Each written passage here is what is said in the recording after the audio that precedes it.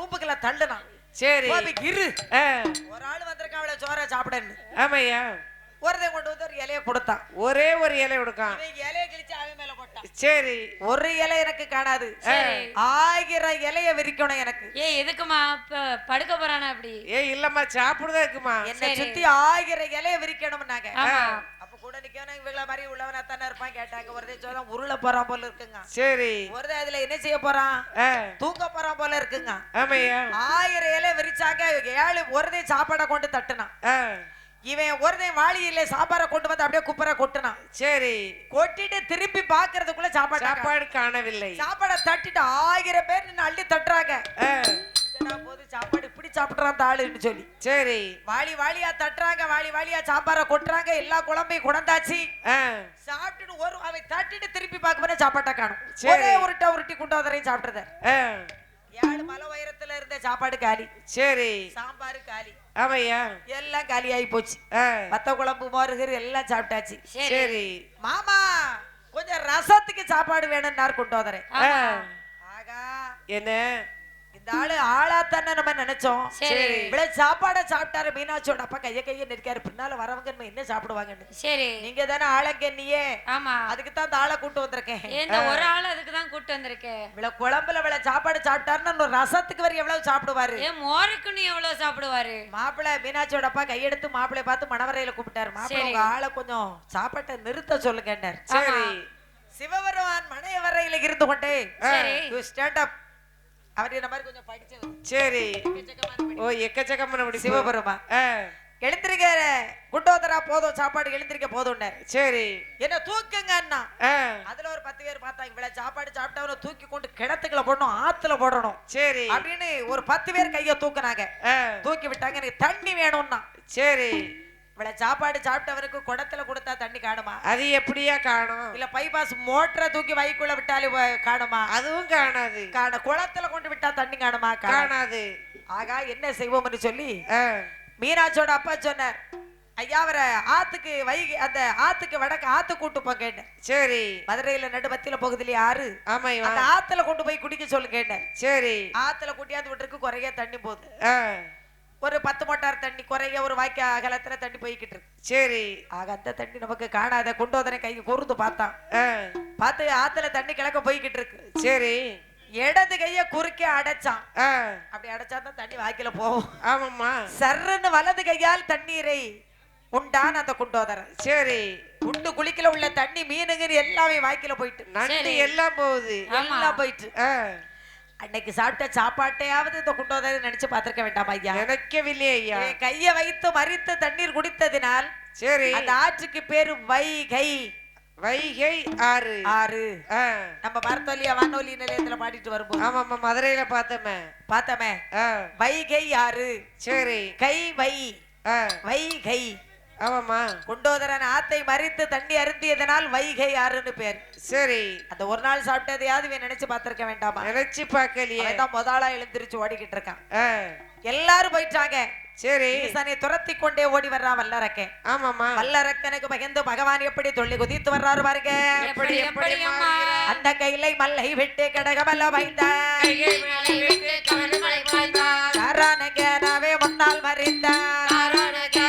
முன்னால் மறிந்தார். நீலமல்லை விட்டு நிமிர்ந்தமல்ல வைந்தார். சூரபாதகை முன்னால் மறிந்தார்.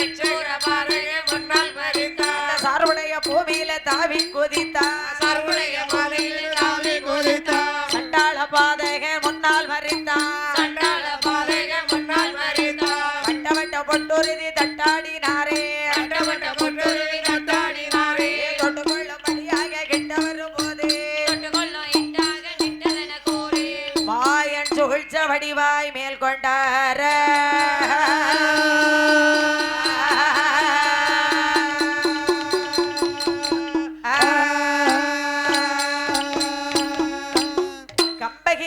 கரையிலே சரி அரளி புஷ்பத்தினுள்ளே அரணார் ஈஸ்வரன் போய் ஒளித்தார்.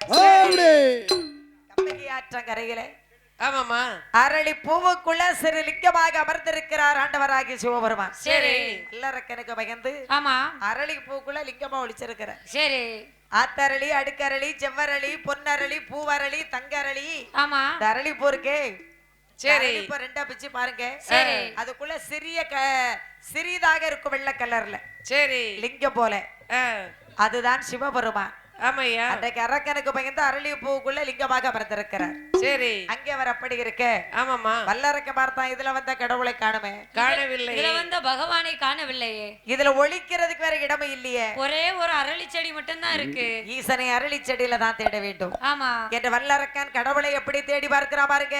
எப்படி எப்படி அம்மா அவன் வேற வேற தேடுவானா மலோனை காணலையே தேடுவானா ஈசனை தான் காணலையே மாயேபோ மந்திரமோ ஒன்றோ தெரியலையே. கடவுளை தேடினான் வல்லரக்கன். சரி அரளி செடிக்கு வந்தான். ஆமா வேறு வேறாக தேடி பார்த்தான் வல்லரக்கன்கள் விமலோனை காணவில்லை. சரி இலை இலையாக தேடி பார்த்தான் ஈசனை காணவில்லை. ஈசனை காணவில்லை. வல்லரக்கன் அரளி பூவை மட்டும் பார்க்கவில்லை. ஆமா பூவை பார்த்திருப்பானே ஆனால் ஈசனை கண்டுகொள்வான். தூண்டு விரலை கொண்டு நீட்டி இருப்பான். அந்த இடத்திலே கடவுளை கொண்டிருப்பான் வல்லரக்கன். சரி கடவுள் பூவுக்குள்ளேயே ஒளிச்சிருக்க போறாரு இந்த பூவுக்குள்ளேயா பகவான் இருக்க போகிறாரு அப்படின்னு நினைச்சான் வல்லரக்கன். சரி கடவுளை தேடி விட்டு ஆமா ஆலமரத்தினுடைய நிழலிலே அமர்ந்திருக்கிறான் வல்லரக்கன். சரி எங்க இருக்கான்? ஆலமரத்தின் நிழலிலே அமர்ந்திருக்கிறான் வல்லரக்கன். அங்கே அவன் அப்படி இருக்க இருக்கும்போது வல்லரக்கன் எங்க உட்கார்ந்து இருக்கிறான்? ஆலமரத்தின் நிழலில் இருக்கிறாமா வல்லரக்கே. அங்கே அவன் அப்படி இருக்க சரி என்ன ஒரு நாடானது எப்பேற்பட்ட நாடு என்று கேட்டால் எப்பேற்பட்ட நாடம்மா. இந்த பக்தகோடி பெருமக்கள் மத்தியிலே சரி கம்பசராஜனுடைய கதை படித்து ஆமா அதை சுருக்கமாக சொல்லி ஆகிர்வாடியில கிருஷ்ணனுடைய லீலைகளை மட்டும் கொஞ்சம் விரிவாக சொல்லி சரி அடுத்து சாஸ்தாவை பிரவேசிக்க இருக்கிறோம். சிறப்பு. என்ன ஒரு நாடானது எப்பேற்பட்ட நாடு பாருங்க. எப்பேற்பட்ட நாடம்மா. அதே நாட்டெல்லையும் நல்ல நாடு அவலர்கள் நாடே உடை மழை நாடே குளிர்ந்ததனல் நாடு பிச்சி நாடு திருவாச்சி வளரு நாடே அதே நாடானது இன்னொரு நாடு எப்பேற்பட்ட நாடு என்று கேட்டால் எப்பேற்பட்ட நாடம்மா. அந்த மதுராபுரி என்ற நாட்டிலே சரி மன்னாதி மன்னன் உக்கரம மகராஜனும் ஆமா அவருடைய மனைவி குறுமனையாள் பெண்குடியுமாக இருவருமாக அவர்கள் மன்னவரோ அங்க தேவியரோ தேவியரோ மகிழ்ந்து கோடி வாழ்ந்து வராரே. மன்னவரோ தேவியரோ தேவியரோ மகிழ்ந்த கோடி வந்து வரா.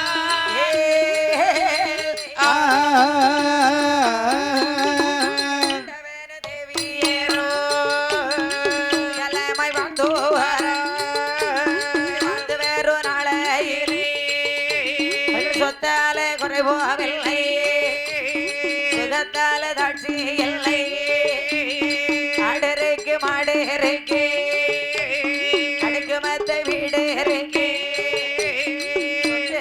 சுகமே இருக்கு அதற்கு நாடு இருக்கு இதனையும் தானே இருந்தோ இதனையும் தானே இருந்தோ கவலை தோணோதையா எத்தனையோ நான் இருந்தோ எத்தனையோ நான் இருந்தோ மனதவரை தோணுதையா.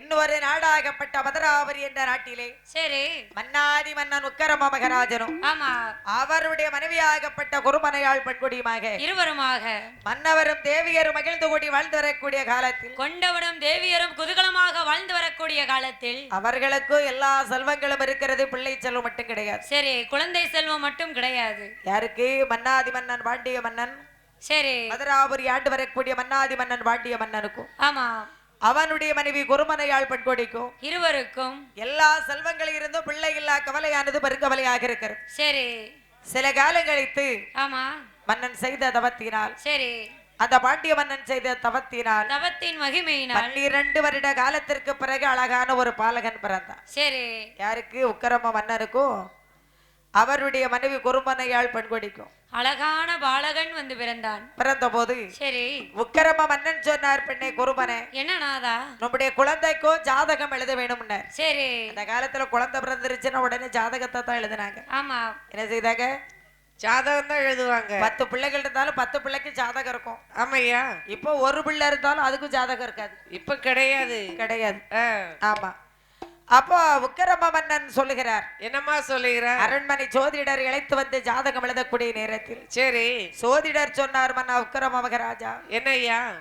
நீங்கள் பெற்ற பாலகன் பிறந்திருக்கிற நேரத்தை பார்க்கும் போது ஆமையா, இவை அம்மாலை சுற்றி பிறந்ததீனா மன்னனுக்கு ஆகாதே, கொடி சுற்றி பிறந்ததீனா கொண்டைக்குத்தான் ஆகாதே. நீங்கள் பெற்ற பாலகனை வெட்டித்தானே கொல்ல வேணும், அழகு மன்னா வைக்கிறமா, அப்படி நீர் கொல்ல வேண்டாம். நான் உக்கிரம மகாராஜா, என்னய்யா? நீங்கள் பெற்ற பாலகன் ஆகாத வேளையில் ஆண் குழந்தை பிறந்திருக்கிறார். சரி, உங்க அரண்மனைக்கே ஆகாது.